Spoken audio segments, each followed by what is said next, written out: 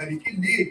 ഒരു കാര്യം ചെയ്യാൻ, ഞാൻ തന്നെ ഒരു വാനരത്തിന്റെ രൂപം സ്വീകരിച്ച് ലങ്കയിൽ ചെന്ന് രാവണന്റെ ഐശ്വര്യം മുഴുവൻ നശിപ്പിക്കാം എന്ന് വിചാരിച്ച് നന്ദീശ്വര സ്വയം ഉപാഗത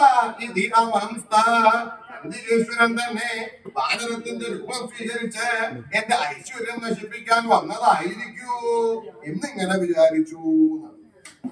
രാവണൻ കണക്കാക്കി, ഈ വാനരം ആരാണ്, എന്തിനാണ് ഇവിടെ വന്നിട്ടുള്ളത്, ഇവന്റെ ദൗത്യം എന്താണ് എന്നുള്ളത് അറിയണം എന്ന് വിചാരിച്ച് ആ വായുപുത്രനായിരിക്കുന്ന ശ്രീ ഹനുമാനെ കണ്ട് രാവണൻ ഓരോന്ന് ചോദിക്കാനായിട്ട് ആരംഭിച്ചു.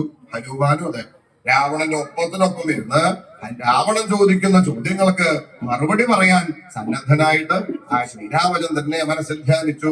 അല്ലേ ശ്രീരാമചന്ദ്ര സാധിക്കണേ സാധിക്കണേ. ഭഗവാനെ മനസ്സിൽ ധ്യാനിച്ച് രാവണന്റെ ഒപ്പത്തിനൊപ്പം ഇരുന്ന് അവിടെ ഇരിക്കണു. മാത്രല്ല ഭഗവാനും അതെ സീതയെ അന്വേഷിക്കാൻ പോയിട്ട് ആരെങ്കിലും സീതയെ കണ്ടുവോ? ഹനുമാൻ